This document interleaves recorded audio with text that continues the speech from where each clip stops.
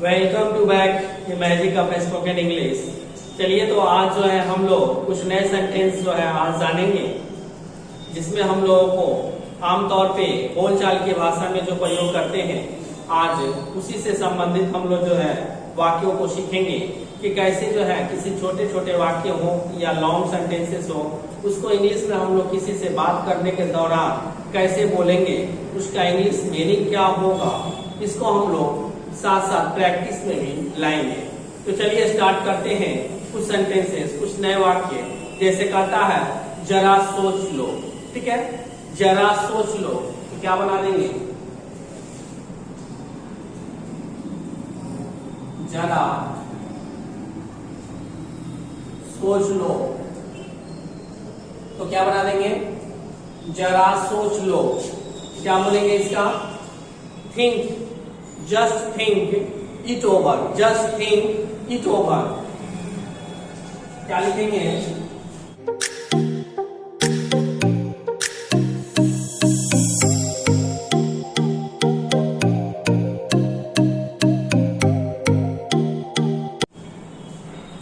Just think it over, just think it over, जरा सोच लो, ठीक है ना। ऐसे वाक्यों का इंग्लिश होगा जस्ट थिंक इट ओवर, जरा सोच लो, ठीक है। इसी तरह से वाक्य यदि आता हो, कहना हो आपको कि मैं एक घूंट में दूध पी गया, मैं एक घूंट में दूध पी गया, क्या बनाएंगे इसका, मैं एक घूंट में दूध पी गया,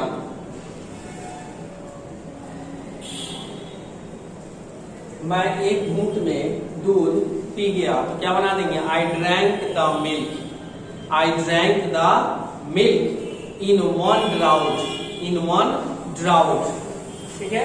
लिखेंगे आई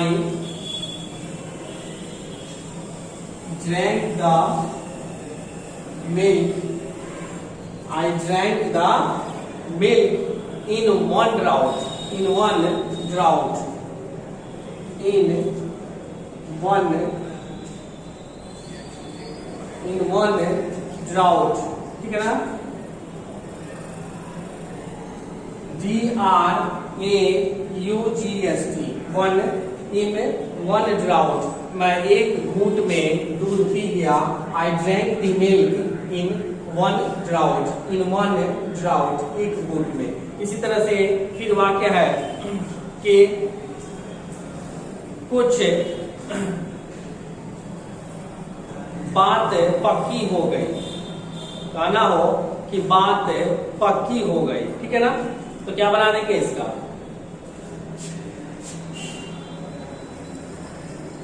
बात पक्की हो गई,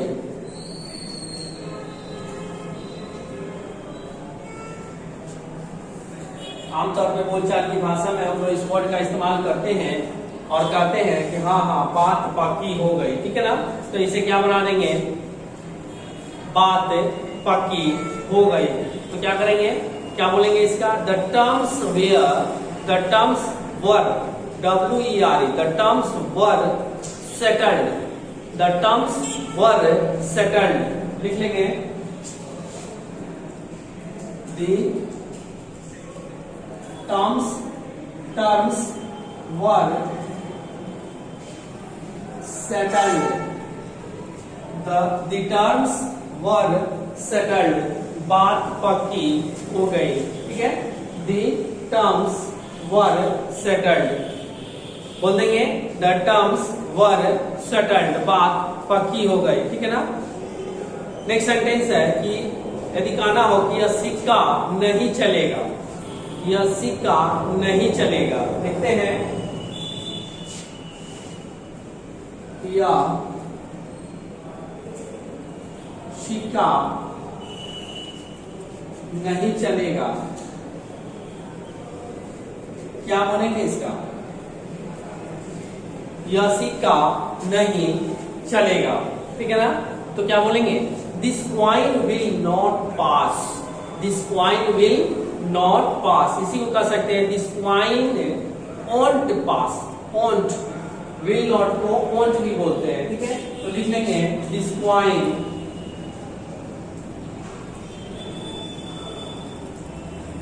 विल नॉट पास,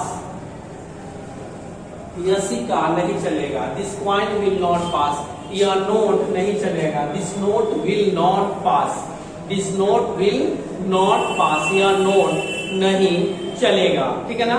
इसके बाद से कह रहा है कि इसी तरह से बना देंगे कि मेरा जी मतला रहा है, ठीक है, मिसलाना जिसको कहते हैं, मेरा जी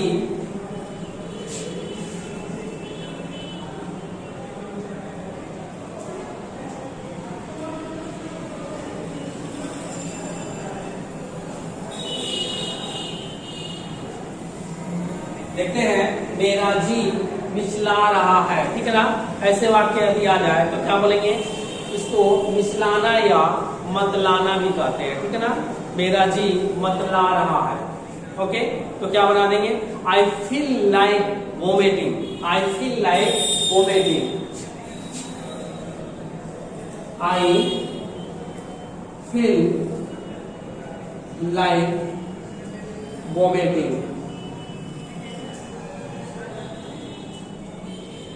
I feel like vomiting, VOMETING, sorry vomiting होता है VOMITING,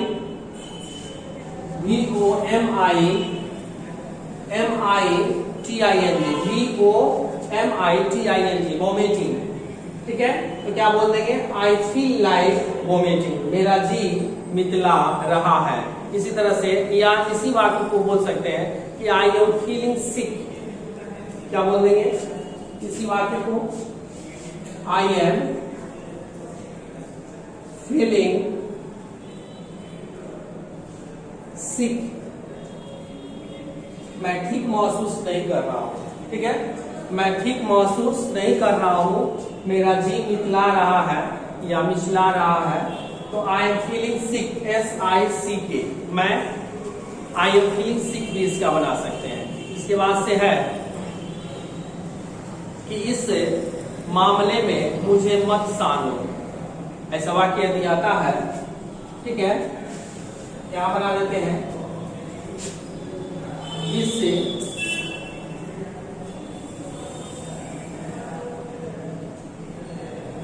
मामले में मुझे मत सानो, ओके, इस मामले में मुझे मत सानो,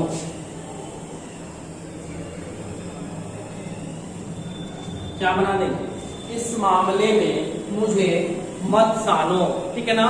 तो डोंट इन्वॉल्व, क्या लिखेंगे, don't involve, don't involve me, don't involve मी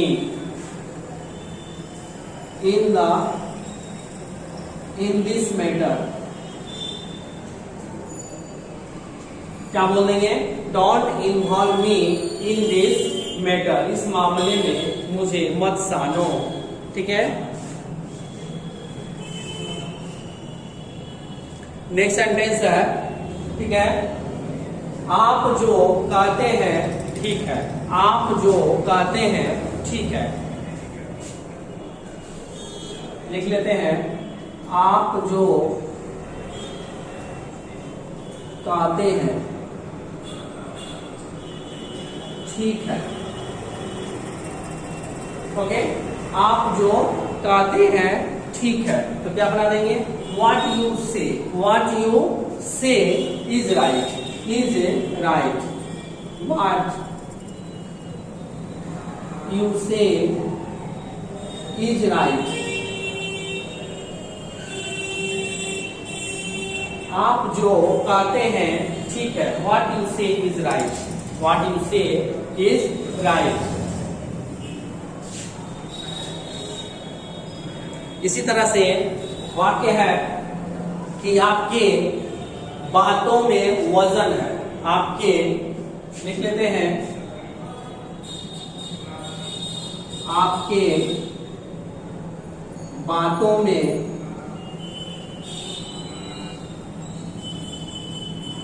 वजन है। आपके बातों में वजन है। तो क्या बनाएंगे इसका? Your words have weight. Your words have weight. Your words have weight. ठीक है, इसी वाक्य को योर वर्ड्स हैव वेट, इसी सेंटेंस को एक और तरह से बना सकते हैं कि योर वर्ड्स हैव के जगह पे, योर वर्ड्स हैव के जगह पे बना सकते हैं कि your words are weightful. Your words are weightful. तो लिख लेते हैं, योर वर्ड्स आर वेटफुल।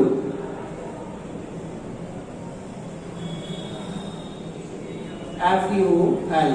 ठीक है, योर वर्ड्स आर वेटफुल। आपके बातों में वजन है। आपके बातों में वजन है। तो योर वर्ड्स आर वेटफुल या your words have weight. Okay, तो ऐसे वाक्य जो है हम लोग आमतौर के भाषा में प्रयोग करते हैं, जिसे हम लोग जो है कंटिन्यू अपने जो भी बातचीत करते हैं, कन्वर्सेशन करते हैं, उसमें कंटिन्यू इसको बोलते रहें, प्रैक्टिस बनाए रखें। चलिए इसी तरह से एक दो और वाक्य देखते हैं कि उसके बातों में वजन है। इसके बाद से यदि कहना हो कि उसके बातों में वजन नहीं है, तो बस नॉट लगा देंगे, हैव नो वेट, या नो कर देंगे, और या आर से बना रहे हैं तो यहाँ पे नॉट कर देंगे। ठीक है, ये दोनों तरह से आप बना सकते हैं। इसके बाद से नेक्स्ट सेंटेंस आता है ठीक इसी तरह से, उसके भाषण में दम है। यहां देख लेते हैं, उसके भाषण में दम है। ठीक है, उसके भाषण में दम है। तो देयर इज वेट। क्या बनाएंगे? There is weight. There is weight in his या हर स्पीच। इन हिज या हर स्पीच। ठीक है, there is weight, there is weight, there is weight in his या हर स्पीच। इन हिज या हर स्पीच, उसके भाषण में दम है। ठीक है, there is weight in his या हर स्पीच। हिज या हर समझ रहे हैं आप लोग, जेंडर के हिसाब से उसका प्रयोग कर दिया जाता है। एक और वाक्य देख लेते हैं, जैसे में कहा जाए कि वह गोबर गणेश है। यदि वाक्य आता है वह